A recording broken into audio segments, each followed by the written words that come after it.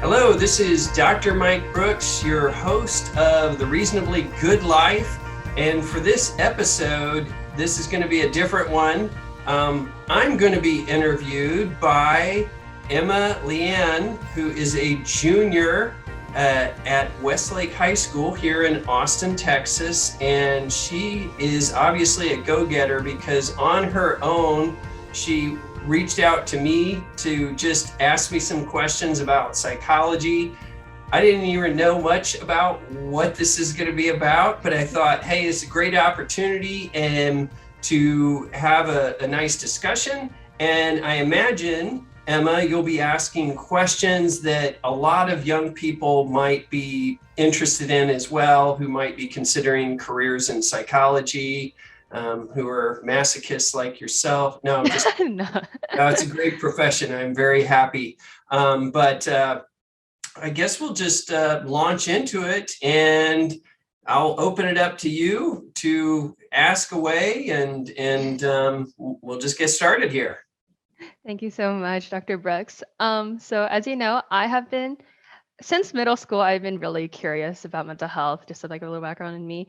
I've been like on websites like healthline.com, Psychology Today. I've been researching a lot. I've always been curious. I am an empath, so I've Okay. always seen I go to like Westlake High School, and at my school we have a lot of hardworking people, and because of that, it's also like I do see like the tolls on mental health of like people who are very intense, especially with their grades.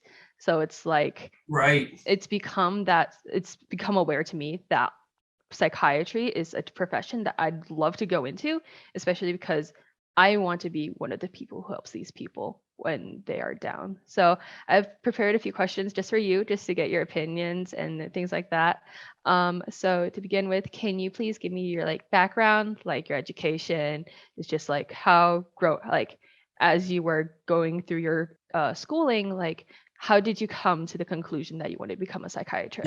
Yeah. Well, so one is I'm a psychologist and not a psychiatrist. So Sorry. I can, but that's a very common question. And, there's an Yes. overlap there. And this is a good opportunity to differentiate the two professions. Mhm. So my background, I went to high school in Houston, just a public high school, kind of a middle of the road high school. And it didn't, I mean, there were some really good students that came out of my high school, like that went into Ivy League and things like that. But it wasn't the pressure cooker that some high schools are. I know you're at Westlake High School, which is Yes. pretty intense. I used to work at Westlake as a school Wow. psychologist for a few years, and in the Eanes ISD district, I did a lot of my Yeah. practicum work in Eanes ISD. And Westlake was one of the schools I worked at as a school psychologist. And Oh my gosh. so I have that background as well. So once I went to under or high school, and then I got into the University of Texas at Austin, and that's where my older sister went. And I grew up in Houston, so it seemed like a nice change of scenery. Just felt like I was ready to spread my wings a little, and but not fly too far from home. Probably needed the in-state tuition too, so it was Yeah. like kind of, it was going to I be in get that. Yeah. Texas, and it was not going to be a private school because my parents were, I mean, they were, kind of middle income. So it wasn't going to be that we were going to be able to afford some of the private schools and stuff. So that kind of narrowed the Yeah. pool, and Austin seemed like a really cool place. I had visited a couple times, and my older sister went there and loved the University of Texas at Austin.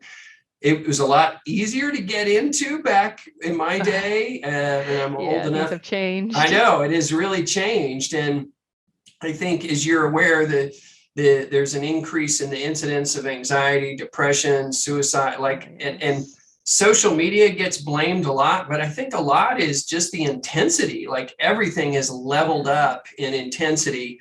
Like as a junior in high school, I mean, you're doing this interview and like thinking ahead, you're studying for the SAT, you're telling me already. And, Yeah. that's being on the ball, but it's kind of like students have to do that just to keep up, now. Whereas in my day, that was really getting ahead of things. So when I went to UT at orientation, this is a true story, I didn't know I was going to major in psychology. I didn't know what I was going to major in. So at the orientation, the freshman orientation, I go, and it was like a weekend or a couple months before school started. Maybe it was in the spring. I can't quite remember, but I was already in. To get in, it was like, just fill out the application. You just need an 1100 on the SAT or higher, and it was automatically in. Or top 10%. Either one of those automatically in. Oh my so, goodness, and I didn't have to have, yeah, it's crazy. I didn't have to have letters. I didn't have to even write a personal statement. I just filled out the application and I was auto in.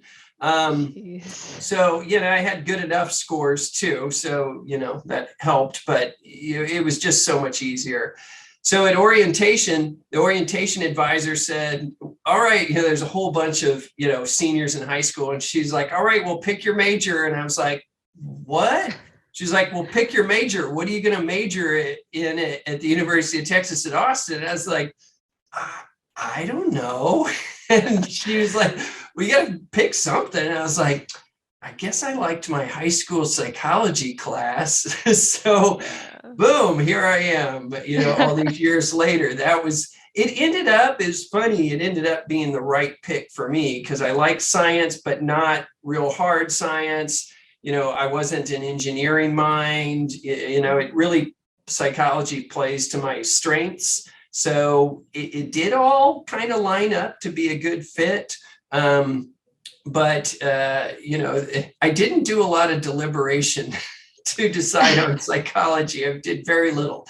And then as I went along, I knew I needed to get a graduate degree because you can't do anything with a bachelor's in psychology, at least no therapy or, in a professional sense.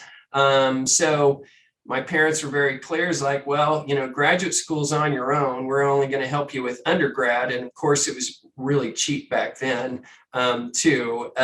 So I was like, okay, got to go to grad school. I think I want a PhD. That just sounds good, that I'll be able to go into academia and teach if I want, be a professor, or I could do private practice. And I did work in some different treatment centers, and I ran across some UT school psychology graduate students who were doing practicum work where I was working, and that was where I first heard of school psychology.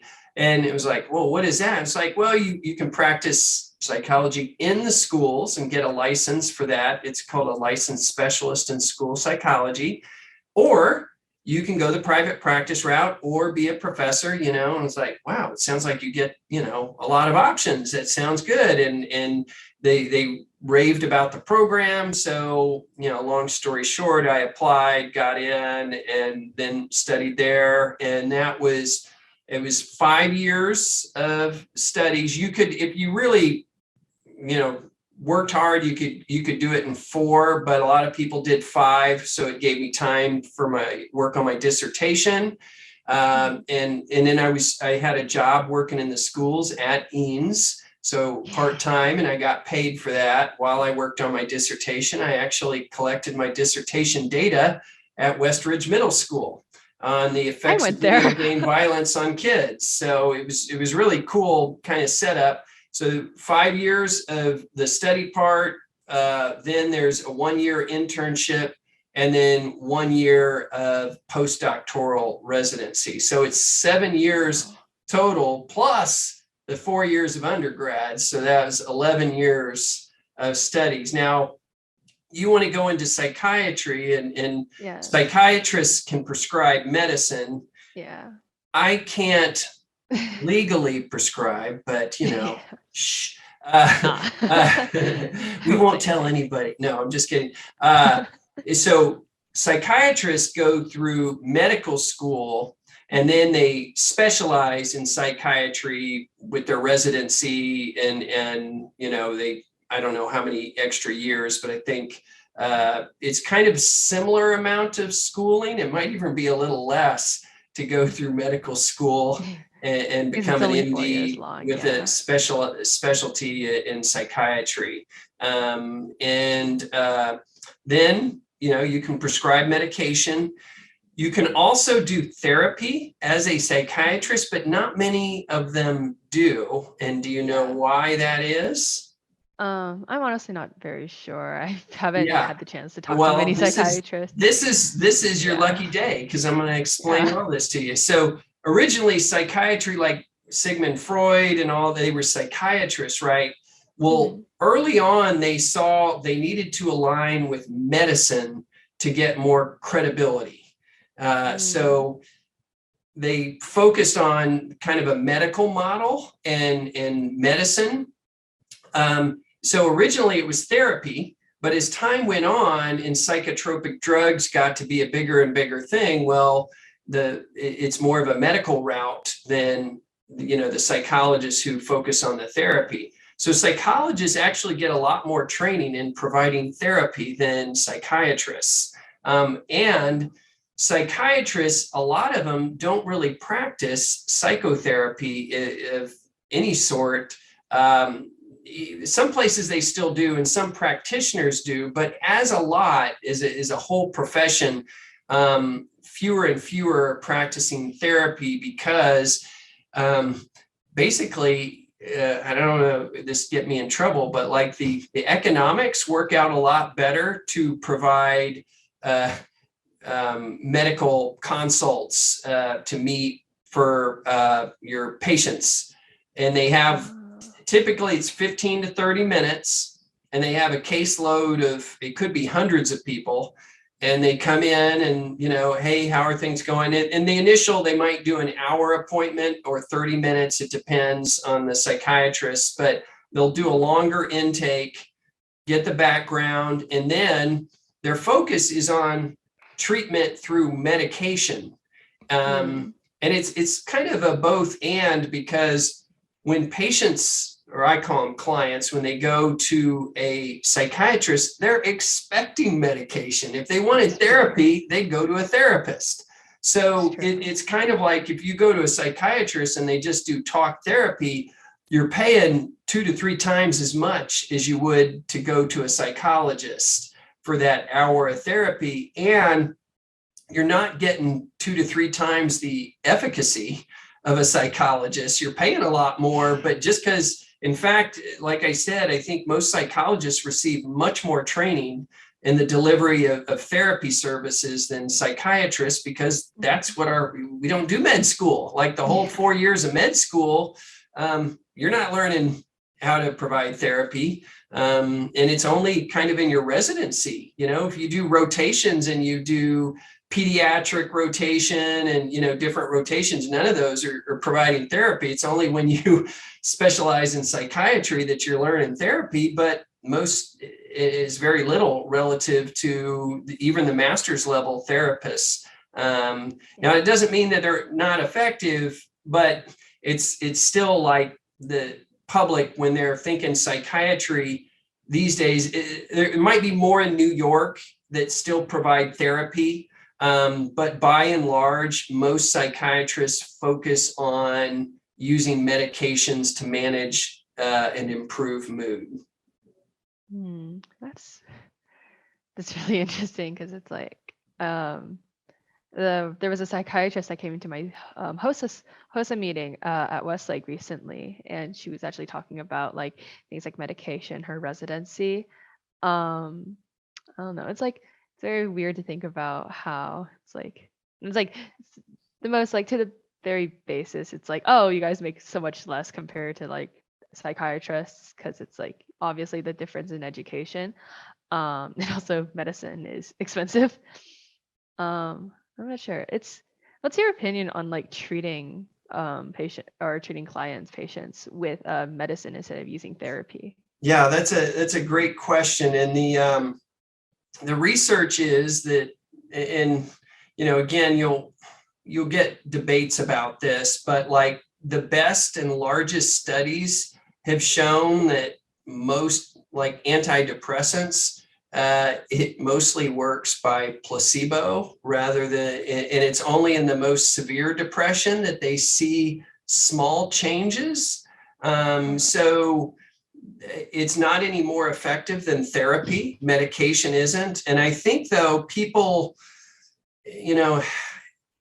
some people really benefit from the medication. So if you took 1,000 people, and I'm not anti-medication, but of course, I don't prescribe it. So it's not my first line, I think you look at what's going on in someone's life, and often depression, anxiety, and, problems like that, mood management, they're a symptom of an underlying problem. So if someone's not getting their psychological needs met, let's say they're in a bad marriage and they're unhappy. Well, you wouldn't want to medicate them so they're numb to the bad marriage, and their relationship difficulties. You want them to roll up their sleeves and work on the relationship difficulties.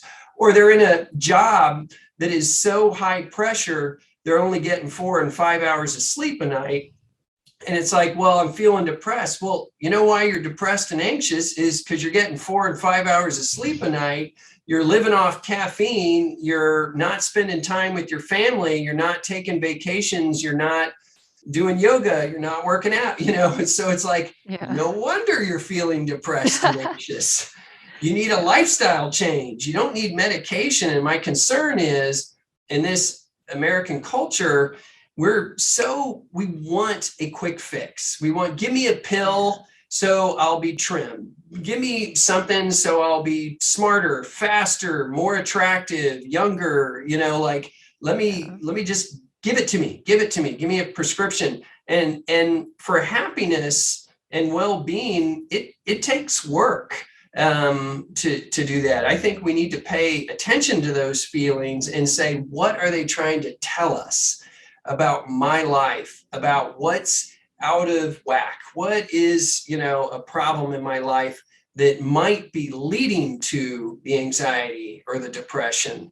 Now, it doesn't mean that medication doesn't ever have a place, because I've had plenty of clients who benefit from it. But I think there's a problem if we make that our go-to thing and haven't taken a hard look at what's going on in our lives and see, is there work I can do on this? It's like a lot of physical injuries. You have to rehab, like a bad back or something. Well, you need to strengthen your core, and people want a quick fix for that. And it's like, no, don't just jump to surgery or whatever, or go see a chiropractor 2 times a week. What have you done to strengthen your core? And I think a lot of people, it's hard to carve out the time to do that work because of this rat race that we're in. It's go, go, go, go, go. Like, let me get ahead of other people. I can't rest. And I think that, is a problem on a societal level. Is the natural byproduct is unhappiness, depression, relationship difficulties. Like, how can you try to figure out the meaning of life, or what's my purpose in life, when you're so busy just keeping your head above water? And that's what I think is kind of on a societal level is problematic, because the World Happiness Report, they look at happiness at national levels, at country level. And people, America's number one. Well, not in happiness, we're not. Now, we're not way low. We're probably top 20. I have to see where we're at. But I think our unbalanced lives and especially some of this heated polarization and stuff like that, it's leading to unhappiness, anxiety, stress. And I think we need to slow down and take a look at what's most important in life, what really makes people happy. And trying to get ahead in life is a recipe for unhappiness. In fact, there's research that shows like that people pursuing fame, wealth, and beauty, if that's your focus to pursue happiness, you're actually less happy pursuing it, even when you're achieving it. So, a focus on wealth, status, prestige, just to say, look at me, look how much I've accomplished, look what car I drive, or, whatever, what handbag I have. And, the Instagram, oh, look at all my likes and how beautiful that is a recipe for unhappiness, because below the surface, that's where the happiness is. It's those deep-rooted connections with others, spending quality time with loved ones, going to see the world, and slowing down enough to appreciate it, to stop and smell the roses. And I think in our go, go, go culture, we're not taking that time, and we're paying a price for it. I definitely see what you're talking about, like, especially at my school. It's, man, like, you'll have freshmen taking 3 APs, and like, it's insane, honestly. Yeah.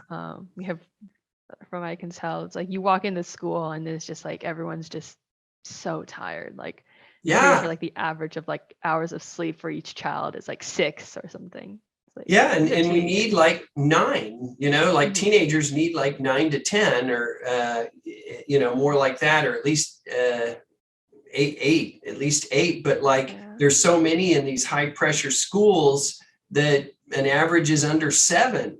And that chronic sleep deficit, there's a huge body of research to say that when we're chronically sleep deprived, it's really bad for us. Like, it leads to Yeah. depression, anxiety. There's even some research to show it increases the risk of Alzheimer. It causes brain shrinkage. So like, I've seen that one. it's just horrible. Like, if you wanted to make someone depressed, probably the number one thing would be deprive them of sleep. They use it as torture. That's one way to torture people, is you deprive them Yeah. of sleep. So we're all torturing ourselves with this chronic sleep deficit. And I think but it's like the whole game. You're probably too young for Game of Thrones, but there was a line, it's something like, you either play the Game of Thrones or you die. And it's kind of like, well, this is the way the game of life is now sort of set up to be successful. And so, you have to take the SAT preps. You have to pay for one of those people to help you apply for college. You have to pad your resume or your Vita or whatever with all these activities and be an Eagle Scout and, blah, blah, blah. And it's like, oh my God. And then how are you ever going to have enough time to really introspect and figure out what's important in life if you're just, going from one thing to the other to the other? So I feel for you guys, because I work a lot with teens and young adults, and I think the pressure is nuts. Sometimes it's, on the whole culture. Sometimes the parents are pressuring the kids a lot. I've had, the young adults and teens in my office in tears because their parents say, well, it only counts if you go to an Ivy League school or something. I'm like, ooh, what a horrible message, to send to kids. Like, you're only worth something, you only have value if you hit a grand slam home run. Otherwise, you are a disappointment. But then sometimes the parents are like saying, well, I'm telling them to relax a little, and they're just go, go, go. And they're trying to keep up with their peers who are like, oh my God, I got a 96 average this semester in my AP chemistry. That's just going to ruin me. Oh, and you're like, oh my God. And now you're stressed out over your 96 in AP chemistry because you didn't get a 99 or 100. That's just insanity to me. Yeah. Not Do you think good. like this stressing is like caused by the higher society, like older people, or is it like, as in, do you think it's our elders affecting the younger generation, or do you think it's like this cycle has made it worse and worse as more high achieving people who did something like this, like they got ahead, they're overworking themselves, getting little sleep, and they end up in this Ivy League? Like, do you think it's like this cycle that's being like encouraged by our society, or is it like something else? It's a great question. And I haven't, it just keeps the goalposts keep moving. Like I said, for me to get into UT, it was pretty easy. Now if you get one semester of B's in high school, you can't make top 6%. Sorry, that makes you crazy. Or you got all A's, but you didn't take enough AP classes. Now you can't get into UT or, God forbid, Harvard or, some other elite school. So like it literally has gotten harder to get into UT and so many other schools. I mean, we were part of that scandal, where a couple of years ago, I mean, UT was one of the ones where people were gaming the system and creating fake resumes that they'd done elite soccer or whatever just to get in. And so it literally is harder to get into many universities than it used to be. So therefore, to get in, you have to do more. So it really is happening. And then, not to mention, like living in Austin, I've been in the same house since late 97. Our house costs like 8 times what it used to. I mean, you have to, it's about $1 million to get a house in anywhere central Austin. Like, that's a starting point. Like, that's as low as you go. And it's like, wait, when I moved in, like, it was still kind of expensive, but it was affordable. I mean, my house was $152,000 when I bought it. 152. Now that gets you nothing. I mean, you can't go. I don't know where you'd have to go to get a house for 152, but nowhere around Austin. So the pressure to get a high-paying job to live in a city like Austin or Boston or New York or whatever, you actually have to get a high-paying job. And in order to get those high-paying jobs, you need to go to a very competitive college. It gives you that edge. it's not mandatory, but you want. So I like so many students at Harvard, like, and I've seen stats on this, is like they major in like economics or finance compared to 20, 30, 40 years ago, because they want to work on Wall Street or something to make enough money to justify the cost of their Harvard education, so those are such expensive educations, like when you want to make it worth it. So who would go to Harvard to major in education and be a teacher or something like that? Like, you just have to almost justify the cost by then pursuing a career that generates a lot of money. So it's like, I don't know, it's just this insanity that's just creeping up on us. And, like, if I'm a parent that wants to just chillax and tell my kids,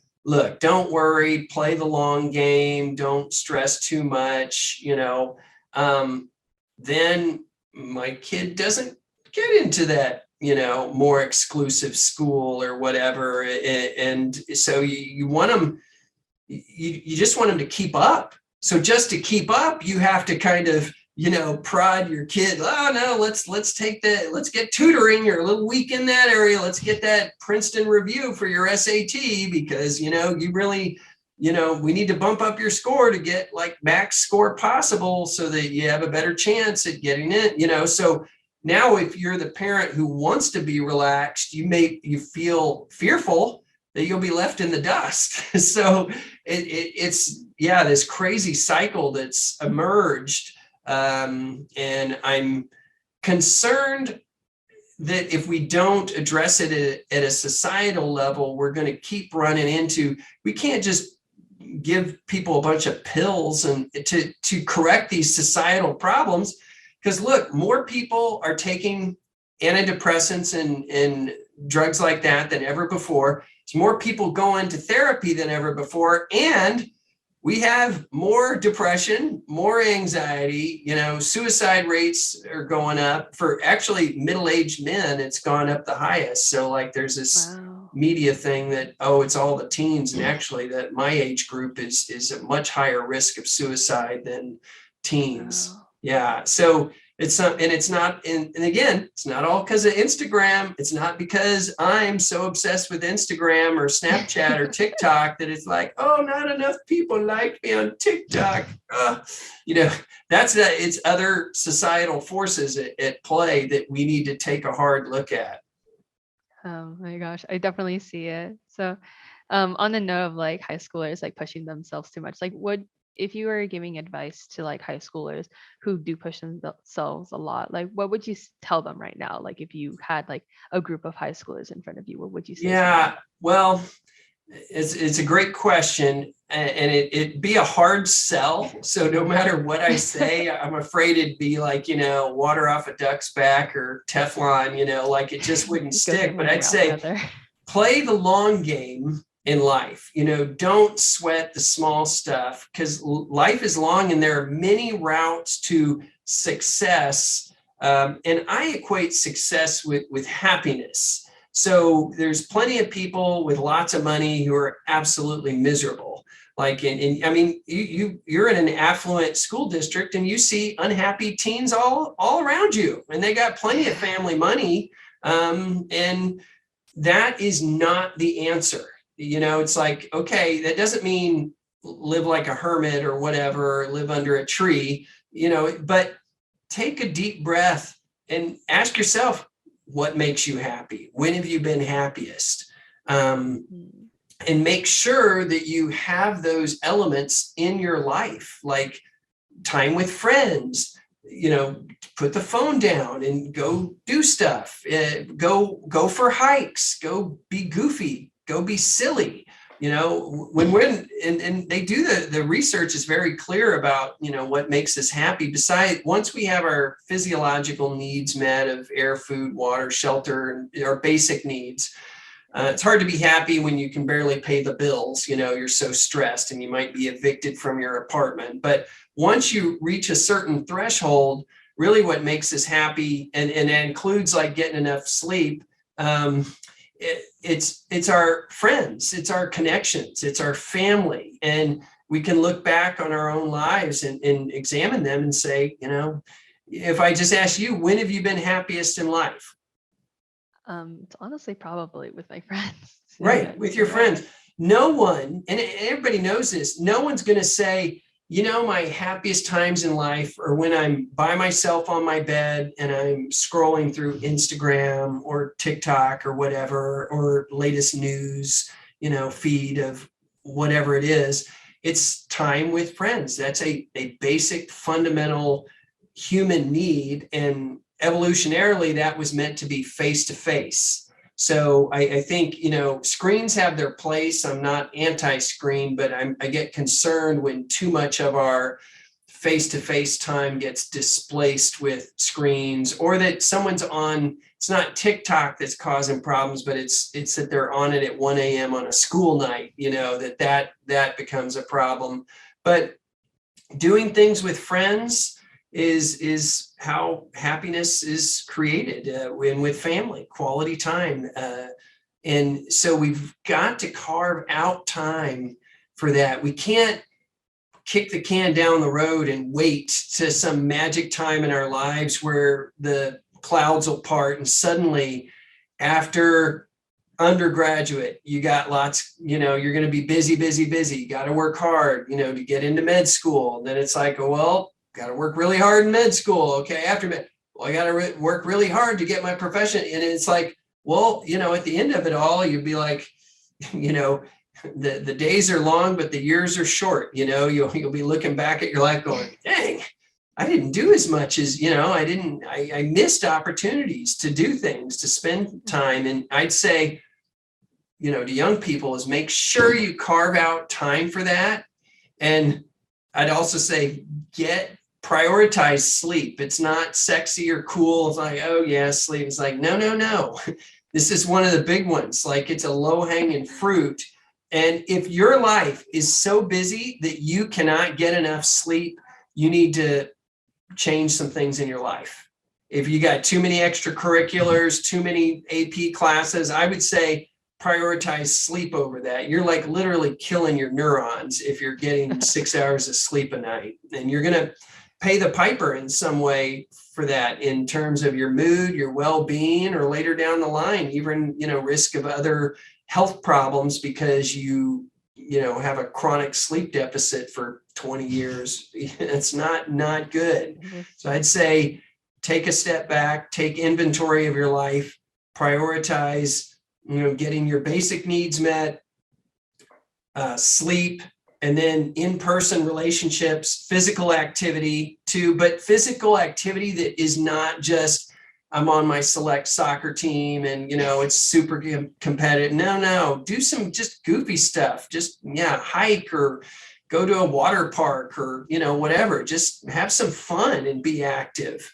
Those are things that, and you could ask yourself when when people are on their deathbed and they ask them these questions like, well, how do you feel about your life? What do you wish you could change? No one will say, I wish I'd spent more time on TikTok or Instagram. No one will say that, I wished I'd looked at more, Fox News or CNN or MSNBC. No one will. They'll go, I wish I'd spent more time with family and friends. I wished I'd traveled more. I wish I'd stopped and smelled the roses. I wish I'd tried new experiences and not worried so much about what people thought of me.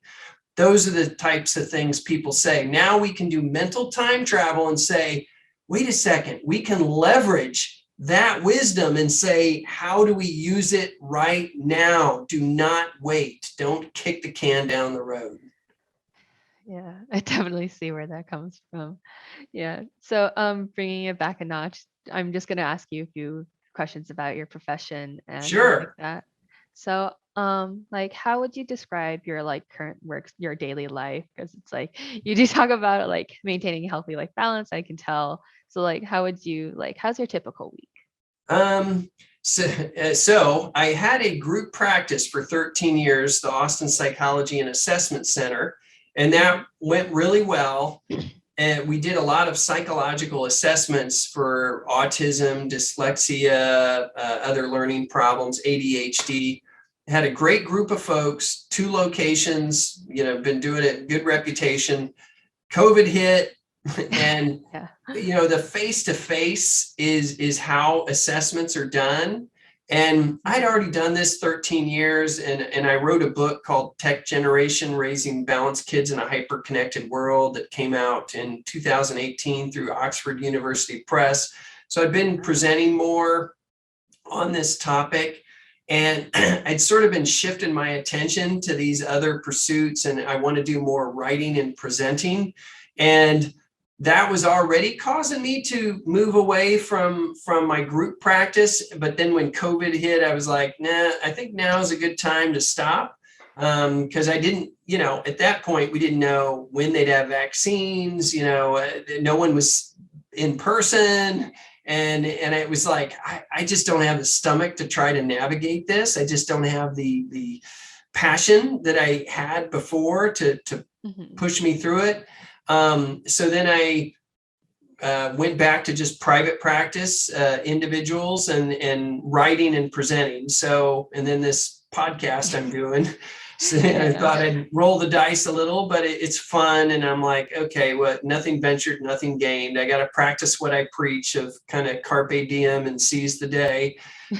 So I see probably about 15 clients a week, and then I write and present. That's a very moderate load. I think for really busy psychologists, it's like 25 to 30 would be about 5 clients a day. I've known some people who have done 10 clients a day, which I find absolutely insane, but I think 5 to 6 would be most people's sweet spot for, because otherwise you get too tired and you have to pack them in too much. So I only do therapy. I don't do any psychological assessments these days. I used to, but that, as one psychologist told me when I first started, she goes, I used to do those, but they always felt like doing homework. So I stopped. And I was like, you're right. They do feel like homework. And so I don't want to do those myself anymore. So it's just therapy with teens and up. And then I do the podcast. I'm working on another book that's more broadly about well-being. And I present. So I really love presenting. That's a passion of mine. You can probably tell by my enthusiasm. I just like to have an audience. I like to convey these concepts that I think are important to well-being and happiness in life. And also I've got a pat for this, how everything's become politicized and polarized and hateful and angry. And I'm like, look, a house divided against itself cannot stand. We got to like figure out a better way to do this, and, you know, kind of not just love our neighbor, but love our enemies. You know, there's like, how do we do that? Because if we're living, there's a Buddhist priest, Thich Nhat Hanh, that I really like his teachings. He just recently passed away at 95, but he said we have to be peace to make peace. So I really like that sentiment, is like for us to have a more peaceful, loving, compassionate, kind world, it all starts with us. And if we're filled with anger and hate, even at the other side, oh, I feel justified. They're morons. They don't know what they're doing. They're ruining America. Well, I'm walking around all angry. All I'm going to do is spread more anger and hatred. You know, it's like they call it emotional contagion. It spreads like a virus. Our emotions do. So we have to be in charge of our own consciousness and state of mind, and, you know, and find, how can I be peaceful? How can I come to terms with this? And that's something I'm very passionate about. And that's why I started this podcast, The Reasonably Good Life, is use reason to pursue the good life in this complicated world. So that's what I'm presenting on, writing on, and the podcast is about. So that's where I'm at, and that fills my other time. And then I have 3 kids. One's in college. I have 2. One's at Austin High and the other's in 5th grade at an elementary school. And so, you know, I have fun with them. We just went on vacation together as a family, had a great time, great bonding, you know, experienced different things. And it's like, those will be things I cherish forever, you know. And so I try to practice what I preach a lot with all this, is live the balanced life that I espouse to others. Yeah, I definitely see that. Yeah. You're very passionate about it, and I'm very glad. Yeah. It's like, I all try. these It's things not you're saying, easy. Yeah, like, it's a moving target, you know. I think of like people will talk, oh, live a balanced life. But if you think of like trying to be on a balance board or something, is like you're always moving to try to get back to balance, you know, but you never stay there, because life is always changing. The nature of the universe is change. The nature of the world is change. So we have to be flexible and adaptive to keep up with everything that life is throwing at us. And I think there's a term I like called evolutionary mismatch, is that we did not evolve to live in the world in which we now live. So, you know, most of our evolutionary history was as hunter-gatherers in small nomadic tribes. And we live in a world where the foods we eat are very different. So we have an obesity epidemic. You know, it was about 2/3 of Americans are overweight or obese. I mean, 2/3.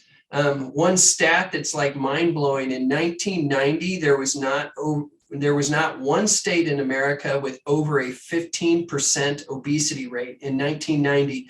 In 2016, there's not one state under a 20% obesity or yes, in 26 years. That's how far. So it's like, as a society, we're heading down a dark road. I think, well, I like to maintain hope. It's not as bad as the headlines would appear. So that's one of my other messages. You know, it's like, if there was any time that was the best time to live in the history of the world, it would be now. I know the pandemic throws a curveball, but even by historical standards, our pandemic pales in comparison to what life used to be. Pretty brutal. And so we have to adapt, like with technology, how it's changing so rapidly. If we don't adapt to it very quickly, we start living in ways that are very incongruent with how we evolved, which creates problems. Like, we evolved to socially interact, but we didn't evolve to socially interact on phones. So it's not that phones are bad, but if we overdo it and we don't have enough face-to-face to meet kind of a threshold, we'll pay the price. If we're too sedentary, we sit in our chairs all day long. That's not how our nomadic ancestors lived. So, too much of any of that, the foods we eat, the sleep deprivation, we can't adapt and just suddenly, 5 hours of sleep a night's just fine. No. Our brains took millions of years to become what they are. They cannot adapt fast enough. That's why our bodies did not adapt fast enough to the junk food we eat. And then the portion sizes have all just huge now compared to what they used to be. So that's where we pay a price. And I think if we don't slow down enough to say, wait, the depression, anxiety, and these things are a symptom of the underlying problem. Don't just treat the symptom. Go to look at what's underlying it and say, that's where we need to look at the change. And it's hard work. I mean, it really is. We have to slow down enough to do it, roll up our sleeves and examine. And sometimes it's going to therapy, but that's one of the ways that therapy helps, is it gives you a chance to put everything on the table and look at it from different angles and try to figure out, what's going on here? Why am I feeling the way I'm feeling? Well, where does the change process start? What can I do to start to make headway on these problems? So that's where I see therapy can be helpful in that. But again, we're kind of swimming upstream because society is going one way and we're trying to go the other. Yeah, go the other. And so direction. and again, this polarization is a major problem. I mean, think evolutionarily, there was my tribe, there was the other tribe, but they were small groups. Now we have, 150 million people on one side hating the other 150 million on another. It's why should I hate a farmer in Idaho who voted for Trump or what? I don't know him, and if I'd grown up in Idaho with a different culture, I'd probably be Republican. It's can we slow down and see ourselves and other people and see that they're not so different than us? But I think, the media feeds off the hate, makes money to get the eyeballs, to get the outrage, to get the shares. And it's that's just not the way we were meant to be. So those are the kind of societal level problems that affect us on an individual level. And to me, why we see some of the anxiety, depression, stress and stuff, because we're living in a way that's quite incongruent with how nature meant us to live. And it's not that we need to go back to, hunter-gatherer, in little tribes, but we do need to slow down and say, wait, what is it that's out of sync with that? Like the sleep. Oh, I need to get more sleep. Oh, I need to get more physical movement. Like exercise is as effective as any antidepressant medication. If you could bottle up the benefits of exercise and sell it, you would be a billionaire many times over. But people won't change their life to accommodate the exercise. They'll take the pills, and it's well, maybe you need to get more sleep, exercise. And I realize if some of your listeners is no, I got deeper problems. Some people do. So for sure, for all those people that have, more serious stuff going on, a lot of our happiness is genetic or unhappiness. So that comes into play here. But as a society, if we could meet our basic needs better, I think we would take care of 75 to 80% of the mental health and physical, because they go together. If you got health problems and hypertension and type 2 diabetes and you have sleep apnea because you're overweight, well then, it's going to affect your mood too, because there's mind, body, spirit kind of are all interwoven. So any rate, that's what I'm saying, at a societal level, we need to kind of take a step back and prioritize and see that a lot of our depression, anxiety, stress is because we're living in a cultural milieu that is not a healthy one. It's kind of, if you've got respiratory illness or asthma, you don't want to live in a city with bad air pollution. So even when there's an underlying genetic predisposition to depression and anxiety, if you combine that with an unhealthy environment, you got the double whammy going, and then it's much more likely that someone's going to be depressed, anxious, and have psychological struggles. That's very true. On the note of how there are many things that can contribute to poor mental health, there is a problem. So obvious, it's well known, or at least I think it's well known, that lower income communities do suffer a lot more from mental health. And so what are other careers that one could probably pursue to just probably help these lower income families, or just other careers that can still be related to mental health? So that people who are so that people just feel like they have other opportunities, just not restricted. So this is one of those thorny problems, because I think for one, we have to get the politics out of the way, instead of, the right blames the left blames the right, you can't work together anymore to solve these complex problems. And it drives me bananas. It's doesn't everybody realize helping poverty and homelessness, these are really thorny problems, but it's so much easier to point to the other side and say, the problem is because you guys are idiots and all your policies suck. And, but each side does it, to the other, instead of at a societal level of saying we've got thorny problems and we need to work together. I mean, how many times, if you're in a small group with a project and everybody's arguing over how to do it and you don't get anything done because you're spending most of the time arguing,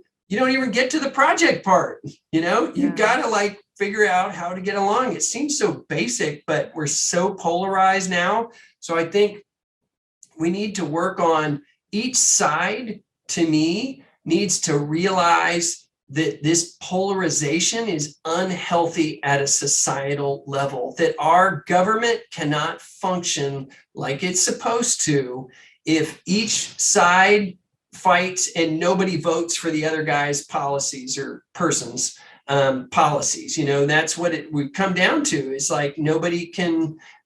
they can't work together to get policies in place. And it takes bipartisanship. So I think that would be one, because otherwise, if you don't have this sort of infrastructure supporting the work, it's going to be hard to get to those people to help them at these large population levels.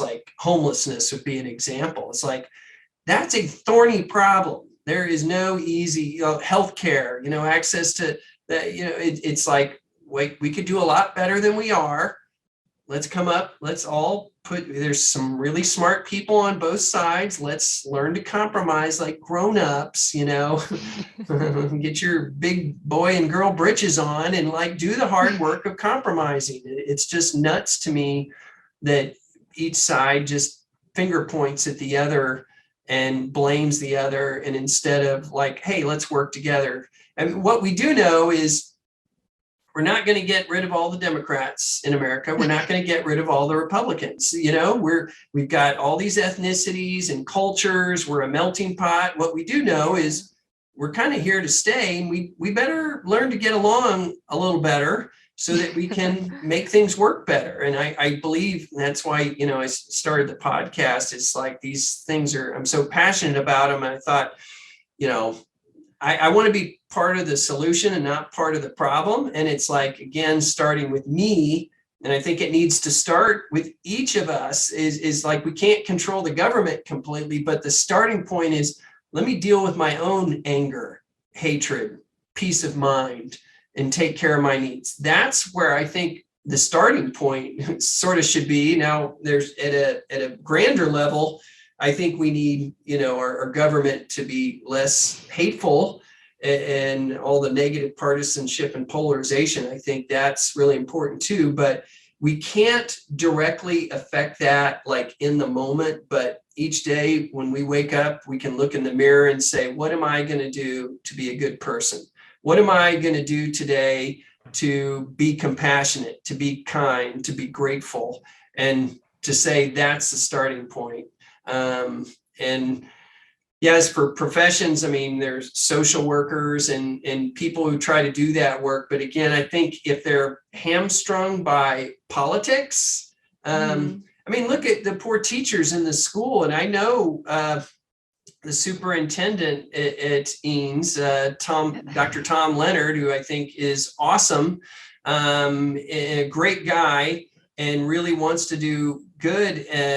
And there's some really thorny stuff that playing out in schools about, the mask wearing, the critical race theory, and the transgender, stuff. I mean, it's like, wow, this is really complicated. And suddenly our schools have gotten much more political. Like when I was going, it wasn't a big deal. People didn't argue over all this stuff. And now you got, teacher, like parents pulling the masks off teachers at schools and stuff like that. And it's like, wait, what happened? Yeah. Wait, can't we all get along? And like teachers are working really hard and they're caught in the crossfire. I think that's horrible, because one side's going to hate you, like no matter what you do, whether you're pro-mask or anti-mask, you'll have one side that's ready to rake you, across the coals because of that. And it's like, hey, we're all trying to get along in this crazy world. Let's be kind,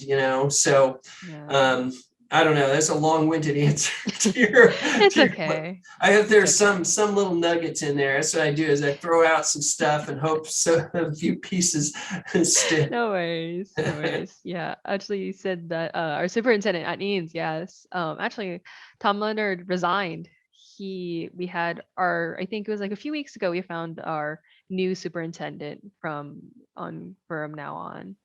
Yeah. Oh, I knew that eventually he was. I didn't know if it was the end of the school year or whatever, but I think that's the trouble, like because of these politics playing out, like the best and brightest, we don't pay our teachers enough. It's very stressful. Parents are more demanding, and it's like now, like trying to be a teacher and teach the kids and stuff, it's gotten so politicized. And I think it's tough for teachers. So then how are we going to recruit and keep the best and brightest? And then there's like, hey, if you're a teacher in Austin, Texas, and you want to buy a house, forget about it. You'll never buy a house. And it's like, that's sad. That's a really big problem, because if you want to be a police officer, a firefighter, a teacher, I mean, hundreds of other professions, like you won't be able in this day,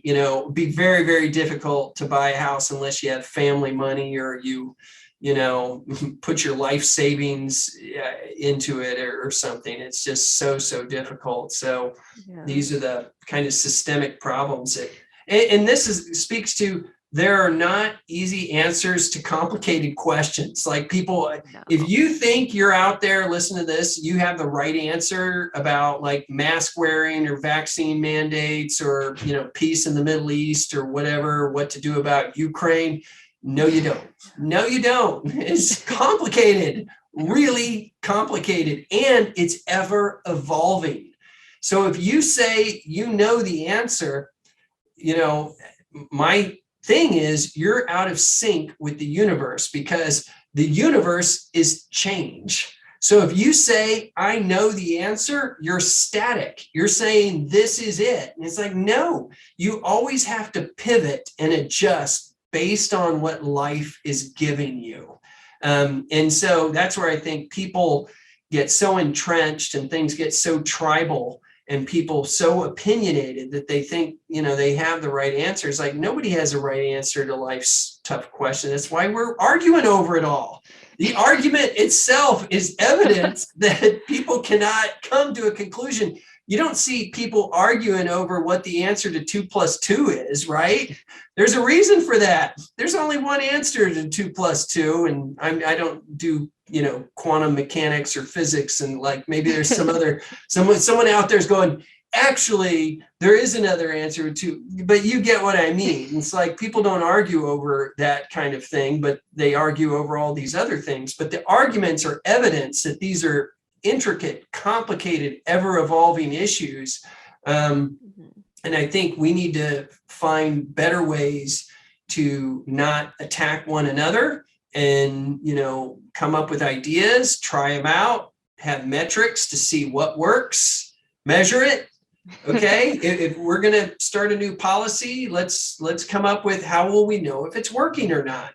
Let's agree upon some metrics. Let's try it out. We'll give a certain period of time. We'll collect data, and let's just pivot. If it's working, maybe we enhance it. If it's not working, let's adjust. So I don't know, that to me, it seems evident that that's a reasonable, that's why the reasonably good, that's a reasonably good way to approach life to me, is kind of be flexible. Don't say, all the answers. And, with schools, the politics playing out, people get so incensed, they don't listen. They don't look at data. They're just like, this is wrong. You're wrong. You're trying to ruin our school. You're trying to ruin America or whatever. It's like, no. And again, the left and right both do versions of this, and trying to pick who's more at fault is a recipe for disaster. Like, I think of a married couple who's in an argument. You don't try to figure out who's a little more at fault. Oh, you're 53% wrong and I'm only 47% wrong. You'll never figure that out. You just say, wait, we got a problem here. Let's try to come up with something to fix it, or to try out a solution and see how it goes. So you can tell I'm passionate about equanimity. I'm passionate about being dispassionate and being reasonable, because I think people get too up in arms and too passionate about these things, and they stop listening when emotions start taking over. And that to me goes to the be peace to make peace. Got to be calm, try to be kind. And kind of my sign off for the podcast is be curious, be flexible, be kind, and for goodness sakes, be reasonable. So I try to great sign off. Yeah, I try to pack it all in there in one little sign off. Did we cover? I mean, we covered a lot of ground. I hope you had some more professional, and I know I spun out to kind of societal levels, but they're connected. The societal and the individual are connected. Like, it's all connected. And so that's why, as individuals, if you go into psychiatry, what I'd recommend is, focus on the therapy side too, and see how to integrate the two, and also lifestyle. There are some psychiatrists who really are working to do this more integrative.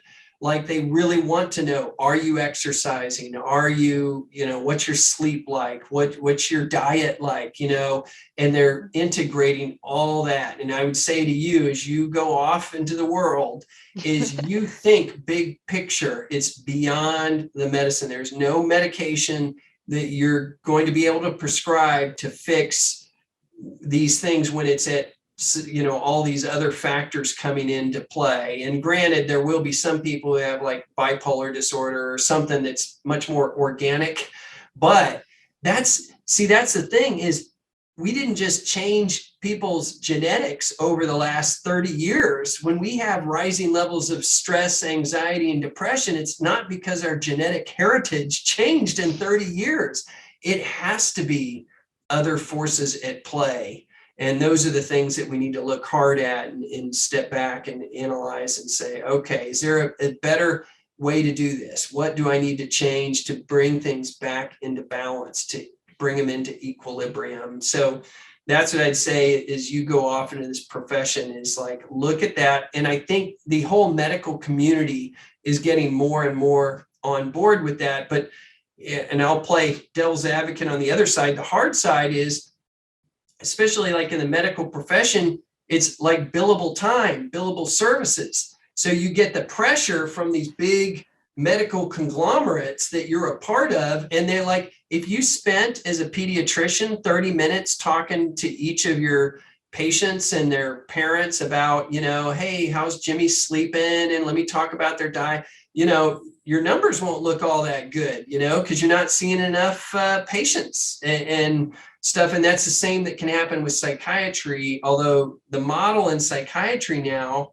is fee for service. Like most of the psychiatrists don't even take insurance. So you got this have and have nots. If you want to make more money as a psychiatrist, you do fee for service. It's the same with psychologists, but psychiatrists, frankly, make a lot more money than psychologists because they'll do 15-minute appointments is often standard, $150 to $200 for 15 minutes. So that's $600 to $800 an hour that you can bill. And so doing an hour-long therapy session for $200 or $250, even $300 is like, it doesn't compare to $600 to $800. So then you get the psychiatrist just churning through the patients so that it's the nature of the beast. I don't want to blame psychiatrists or individuals. It's hard, because and then it's like, hey, I want to buy a house in Austin, Texas. I've got to see a lot of patients.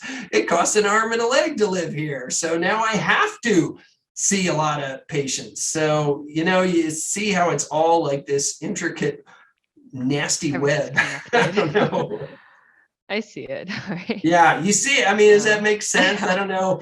I mean, you're young and, have a long life ahead of you. But I hope some of the stuff that I'm sort of ranting about makes some sense. I mean, it makes sense. At Westlake, we're very, at least the people I hang around with, we are all very aware about very societal circumstances. I think that's one of the benefits of having technology for kids is that we have become more aware. Topics that typically we shouldn't have probably learned until we're older, we're already aware about, and I guess that can also contribute to mental health in kids. But right, no, maybe we are aware of a lot of sheltered, things. You'd be happier, Definitely. Well, let me ask you a question, Emma, since you've asked me and I've just gone on and on. So your boots on the ground here, you're in the trenches of high school as a junior at a very, competitive high school. Yeah. And, the older generation often looks at your young generation like, oh, well, their problem is they're on TikTok too much and Instagram and all that, their YouTube and all that, and they're not getting out and they're staying up too late. And it's this social media. This is the problem with this young generation is social media. And that's why they're less happy and all that, more stress and stuff. What if we did a poll of Westlake students, an anonymous poll, and we gave 3 choices? Do you think, and we could say technology in general, but maybe social media in particular, you think your obviously there's some pros and cons of any technology, I connect with my friends, but then you could get harassed or cyberbullied and stuff like that. So, there's a pros and cons, right, of any technology use. If we were to do a poll of, we'll just say Westlake students and ask, okay, on the aggregate, if you averaged it out for your life, would you say that social media is a net positive? It's a net neutral. In other words, the pros and cons cancel each other out, or it's a net negative, like it ends up causing more stress and stuff when you add it all up. What would you guess percentage-wise of students who'd say it's a net positive, a net neutral, or a net negative? Just, there's no right answer. This is just kind of your sense of it. Honestly, I can't really say because I feel like, at least for what I can tell, it's social media has more become of a getaway. We use it as a distractor from the stressors of life. And so I would say some people see it as very positive because it's like, oh, this is my disconnection from my reality. I can focus on something that isn't school, isn't my education, isn't my SAT score, my GPA. But then other people can see the bad sides of it, of Some people do get cyberbullied, and some people are aware of the negatives of being obsessed with their phone, using it as a distraction from their reality. So I can't really say. I would say a lot of people would be divided on these two. Probably almost like a 50-50, but I can't really Uh-huh. say. I do know there are very humble people at Westlake. They're great people, and I would probably say they're neutral about it, mainly because they probably don't use social media at all. Mm-hmm. So I can't really say. Again, it's very divided. Well, and it goes to say too, it's complicated, right? It Like is very it's complicated. reductionistic to just say, well, it's social media and it's bad. Like as you're pointing out, and that's what I think too, is that the social media use and video games and stuff, it's an escape, it's a break from the depression, anxiety, stress. Like let me just, it's mental floss or whatever. Like I'm starting to play Wordle, and it's like let me just take a break and Everyone let me still just plays do Wordle. that. And I think that I would say generally that, and since I keep up with the research and present on this, is kind of what you're saying. For most, it's not like it sends the average young person down a spiral of doom, of depression. For most, it's not that big of an effect for most. Now, I'm sure there's subsets and anecdotal. Yes, there might be for a certain subset of young people, it's their Achilles heel, that it gets them. Like if a young, like a tween girl who already is very self-conscious and has body image issues and then gets on Instagram, there'd be, I'd say, an increased likelihood that she might start focusing on, her body image more and being more self-conscious and obsessed with the likes and stuff. Not a guarantee, but for some people it might hit their Achilles heel, I do see that a lot. Yeah, yeah, at and cause Westlake. more problems. Yeah. But like what you're saying, it's to me, I find sometimes it's a symptom of the underlying problem. So the more depressed and anxious they are, the more they're trying to escape it by being on their phone. The phone didn't cause it, but they've got so much going on, they need the break. The trouble is it sort of kicks the can down the road there because they never address the underlying issues, because they just keep grabbing their Yeah. phone to like get that mental break. But the original problem is still sitting there when they get off their phone. And that's, can be overwhelming. So what I'd say, to young people is, when you're in a calm mind and you unplug and stuff, if feelings of depression and anxiety just rise up within you and feel overwhelming, you've got to find other ways to address that, healthier ways, or get at the root of it, because the phone obviously isn't going to solve it. It just gives you a little bit of a break, a respite from it. Yeah, yeah. I'm like, it's Westlake is just such an interesting place. I love this. Sometimes I love it, sometimes I hate it. It's like Yeah. everything's just so weird. Yeah. I mean, Yeah. and then you throw COVID in there, that you had to deal with that. Oh I my mean, goodness. what a huge curveball that you young people Yeah. had to deal with. And, I feel for you, because like, I'm sure for chunks of time you were stuck online learning, and that had to be, Yeah. I don't know, what was that experience like for you? What did most people think? Like, again, if we had a poll, would most people go, yeah, that was pretty rough? Or would they be like, oh, I was happy to stay at home and, work from home? What do you think most people would say? I think every single time anyone mentions like online school, everyone just turns it down. It's like, you probably know, like the class that got affected like when we started quarantine was like the class of 2020. And Yeah. I remember my senior friends like complaining like, God, we don't get our prom, we don't get our graduation. They were like, it was miserable for them because Oh, they didn't yeah. end school the way they wanted to. And then the class of 2021, they also hated it a lot. And because they lost their entire senior year.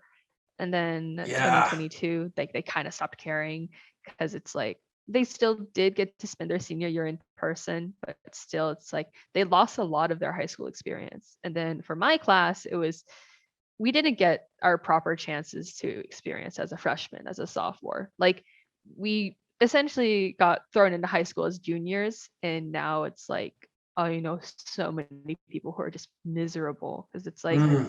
we were suddenly pushed to be mature, to expect to know what to do with the rest of our lives. So I would say no one likes Yeah. online school. No one liked it. Yeah. And you miss all that good Oh. stuff of just the camaraderie and the little, talking in the hall and in your classes, your friends. And I enjoyed high school mostly and enjoyed spending time with my friends. That was one of the things that kind of helped get me through it. And so if it was just academics online, I mean, you could do a little of that, but after a while, I think I would like have been going downhill.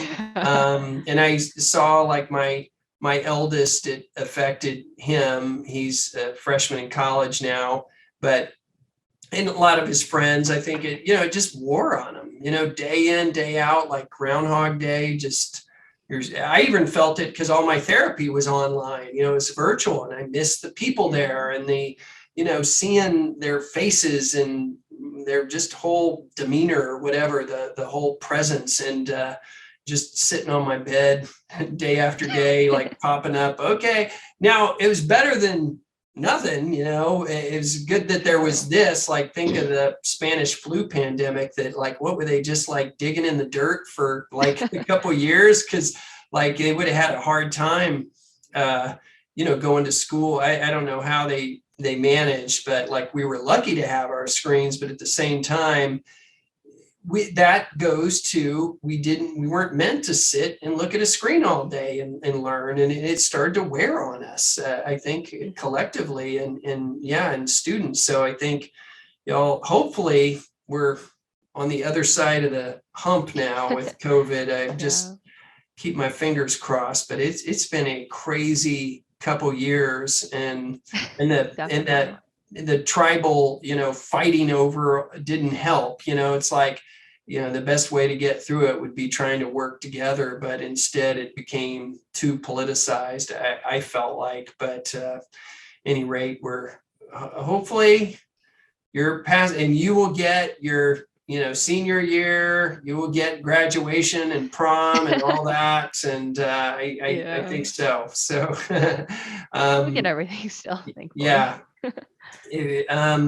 Well, do we cover any outstanding questions? I think we did, honestly.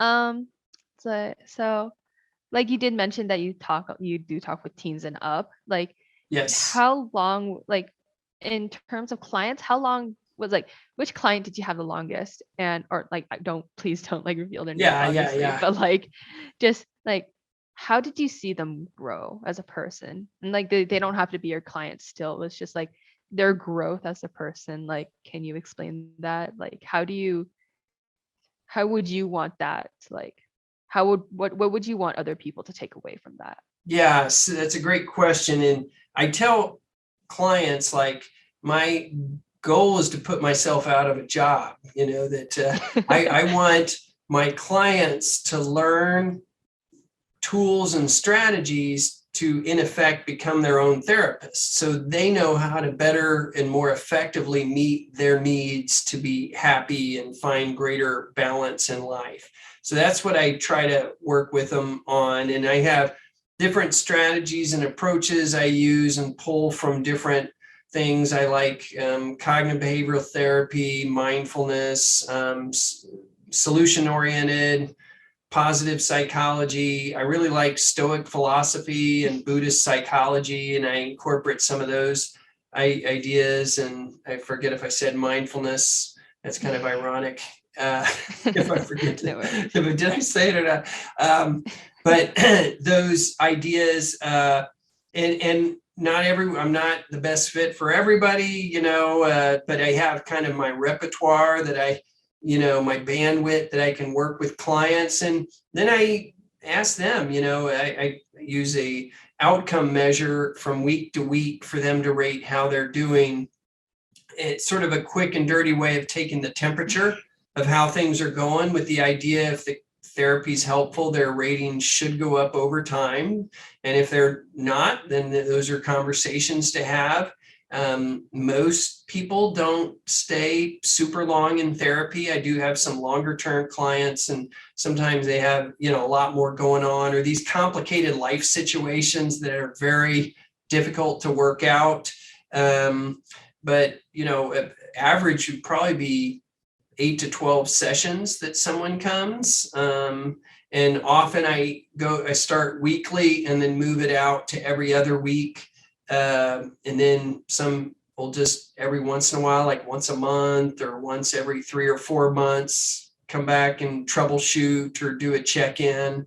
So that's pretty common. And I think everyone could benefit from therapy, just kind of like, I think you're like a personal trainer. You might work out and exercise, but if you went to a personal trainer, they could work out with you, give you some new strategies and things. And then they say, okay, we'll go work out a while, and use the stuff. And if you want to come back and get some more tips, strategies, I'm here for you. If not, try to use what you learned and keep building on that yourself.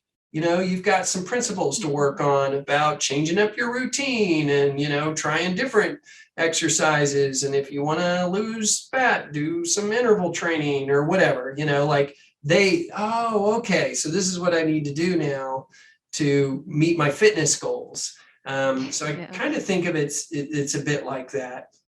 Yeah, I'm super glad you said that, because at Westlake, especially, we have so many kids who are struggling, and it's we have student support counselors at school, but it's so many kids have this such a strong sense of distrust or mistrust with our schools, but employees, just the faculty itself. Yeah. So it's they're always seeking therapy, and they always see it as this drug to make everything better, when in reality it's no, it's not supposed to work like that, right? You work on your problems with them. It's not they fix your problems for you. Right. And I'll tell clients is most of their life takes place outside of the session. So it's learning things in the session that they integrate within their lives, and they try it out outside of the session and say, oh, that strategy works for, managing my stress or whatever it is. And it's like little experiments. Go give it a try. And that's how we learn and grow, is by experimenting and iterating. Give it a try, see what works, what doesn't, come back. We do a reconnaissance mission, it's go out, try it, come back. All right, let's take a look at it. What worked, what didn't, what's on your plate right now? Is there a hot topic? So I always start with that, like an agenda item. What do they want to work on most? Not what I want to tell them to work on, but what are they seeking? So it's a partnership, it's collaborative, it's not just a top down, because if I do top down, the person is disempowered, I'm doing to them or for them, I'm fixing them. Well, how do they learn to do it themselves if I get the credit? I don't want the credit. The hero is the client. The hero is the person who's trying new things. It's brave enough to say, hey, I'm hurting right now. This is what's on my plate, and I'm willing to try new things to help out. Well, that takes a lot of courage. And then to try it outside of therapy. So I didn't do that. The person did, and that's how I look at it. I didn't live out their week, They went out to be with friends and in stressful situations and stuff. And they tried out the tools, and they are the ones to judge, yes, this helped me, or no, it didn't. And I'm there to kind of bounce ideas and give them a safe space to explore and look at things from different angles, because it's hard to see outside ourselves, our own head. Yeah. It's like we just keep spinning around and around in these same patterns. And being with the therapist, it's like you can break out of those dysfunctional patterns and start to see things in new ways, have some new behavioral things that you can try to experience things in different ways, looking at your your needs. Are your needs getting met? Oh, well, maybe I'm stressed out because I'm only getting 5 hours of sleep a night.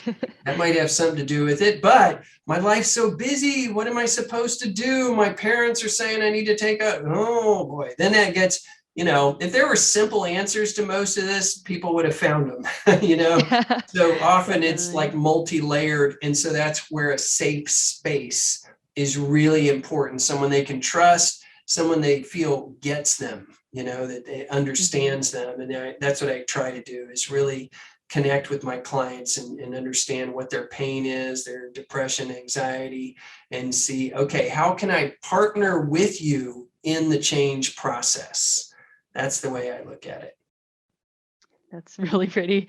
It's like it's so soul touching. It's like, well, thank you. I mean, it's the way it's the way I think. I mean, it's what I believe in, and it's I feel very fortunate to do what I do, because I don't know, one of the whole purposes in life is to be happy, right? We don't want to suffer, and we want to be happy in the deep rooted sense. And I am lucky enough my role is to help clients live the purpose of life, to be happy and be more balanced, and to be a better, parent, a student, a, contributor to society, a partner, all those things. But bottom line is to be happier and less stressed, less anxious. We can't be happy if we're suffering too much. So I'm helping people reduce their suffering, but I'm also about what makes us happy and how do we build that up? Because if we build up the happy, the needs satisfying, this will naturally go down. So it's not just targeting depression, anxiety, and stress. It's also, hey, what if this is a symptom? Wait, what do we do to build this up? And because this will naturally go down as your happiness and life satisfaction goes up. And I feel very fortunate that I'm able to work with people to help them find greater life satisfaction. I mean, gosh, it's like a dream come true, really. Yeah, I'm sure you hear a lot of really hurtful things or negative things in sessions with your clients. How do you deal with that personally?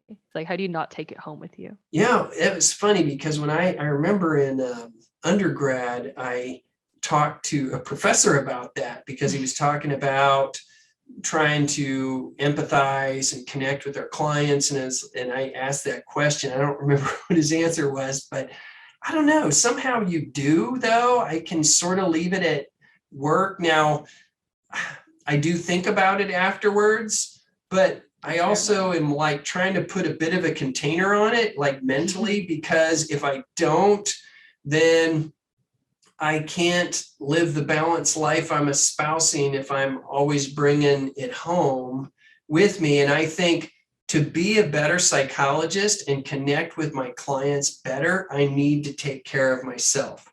So self-care is not selfish. I can be a better psychologist. Everybody can be a better, whatever their career is, whatever their job, but they can be a better partner. They can be a better parent. They can be a better friend when they're taking care of their own needs. So in that way, it's not selfish for us to focus on some self-care.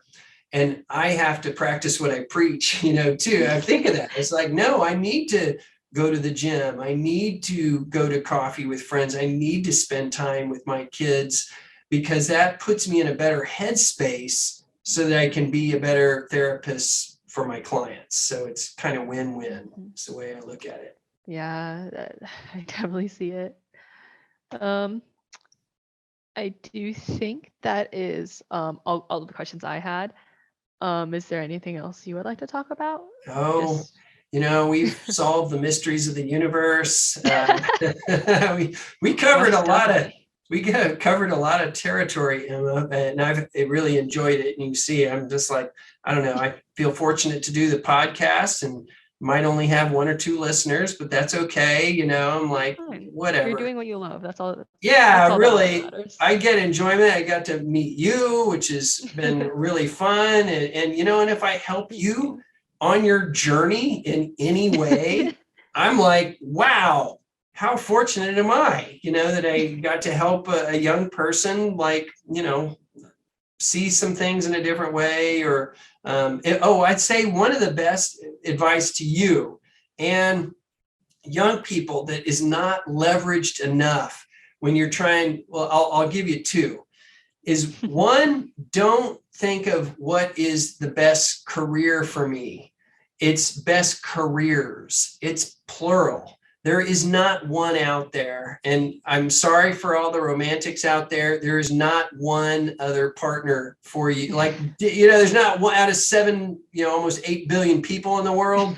There is not one other person that you have to match up with. Like, mathematically, that would never work out, that people ever fall in love if there was only, it's like you have to think of your career and in terms of, there are many, many viable options for you that could lead to happiness. I think it adds pressure to say there's only one and I must find it. No, no, no. That's extra pressure. Just do good enough. The perfect is the enemy of the good is a Voltaire quote that I really like. The perfect is the enemy of the good. So aim for good enough, and you can always pivot. You know, people have multiple careers in this day and age. So don't think, so like if you go into medicine and you decide you don't like psychiatry all that much, you can pivot and do pediatrics or something else. I mean, there's so many other careers that you could go into that are somewhat related that you can do these pivots. So that's one, is try to take some of the pressure off by thinking there is only one path in this universe and I must find it and follow it. No, that's horrible extra pressure. 2, be curious. Think of, you know, things that you're kind of interested in inherently. That you're like, oh, you've always been interested in psychiatry or about the mind and happiness and depression, anxiety, all these, and you know, maybe even different populations and how to help them. I heard that too. One good way to find out what you like is talk to people who are experiencing your potential future, like you're doing with me. You know, but say, talk to psychiatrists one-on-one, you know, talk to people related to your field. Like, if a teen guy is like, I want to be a software, you know, a game developer. I want to work at a gaming company. Find someone who works at a gaming company as a programmer. And, you know, and tell you what, most of us old folks would be happy to talk to you young people. And you just say, hey, can I buy you a Starbucks? And, you know, I just am interested, or can I have like a 15, 20-minute phone call? I'm really interested in, I'm not asking for a job. I'm just looking at career options, and yours seems interesting. And I just wanted to find out a little bit more about it. 99% of people would be happy to say, oh, sure, you know. So I'd say to young people like yourself, it's overwhelming to try to find. Your job is not to find, okay? It's to seek. It's the seek and ye shall find. Focused on the seeking, information gathering. That is all you need to do. And trust through the seeking, you will find. So people focus too much on the finding. Forget the finding. Focus on the seeking. And trust, just like dating. Don't try to find the one person and say, that's the person I'm going to date and marry. No, date, you know, you don't know. Date, you got to figure out. You date, oh, well, this person, we didn't match up on this in this way, so it's not going to work, okay? And then you've learned about yourself. You learn, that's how you learn. So I'd say to young people is reach out to other people. Don't be afraid to take chances. To experiment and try different things that you're curious about. Natural curiosity is a good starting place. But I think talking to other, I mean, you're like I've been a psychologist about 20 years now. And I've had maybe 2 or 3 people total like yourself in all those years to reach out to me to just ask. All those years. And I'm like, hey, I'm happy to talk, As you can see, we're working on 2 hours now, I'm happy to talk. But, most people will be. So reach out to them, talk to psychiatrists, talk to other, people in med school and what that's like, who's a good one, how do you decide which path, to pursue and once you're in med school.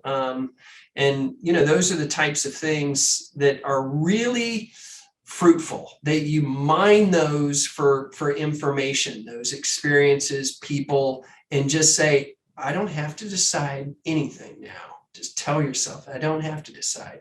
Let me just get information and trust. And this is where we need to slow down enough. If we're too busy, go, we can't connect with it. We've got to let it resonate with us, be slow down enough.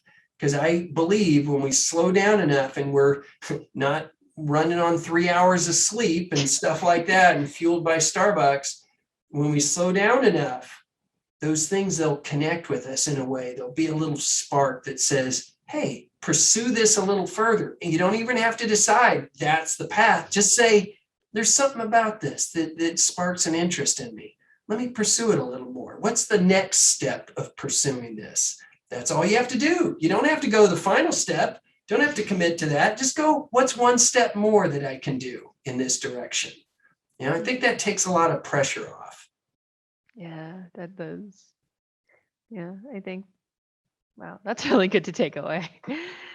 Yeah. Well, good. I hope, you can, we'll have it, because here's a good thing. You didn't have to write all that down because it's part of the podcast. So you can listen to it again. I'll tell you when it's posted. And I hope a lot of young people, maybe other people who are interested in psychology or psychiatry could listen, and I'm not the answer to all questions. Some people would differ on, certain aspects of things I said, but that's part of the process, right? And it's like, okay, I'm just one person you hear from someone else with a different angle, different experience. But trust the process, that it'll start to move you. You'll feel it almost pulling you. So it's like, instead of you deciding this is the path that I want to go down, it's like beckoning you almost. You start to feel, this feels like right for me. Like presenting. I didn't know I'd love presenting as much as I do. And now I'm like, give me an opportunity to present. And if I can get paid for it, even better. But I love presenting. And it's like that, I don't want to be too mystical, but I feel like the universe is sort of pulling me that direction. So it's like, hey, I need to answer it and say, okay, I'm going to see what I can do in this direction. And so that's what I'd say to young people. It's like, be curious, be flexible, be kind, be reasonable. But that curiosity, I start with be curious, because I think that's really important. The curious is an openness, right? When we're curious, we're open. And too many, we've already decided what's right, what's wrong, what's good, what's bad. It's like, no, let's be open and curious. Let me talk to people.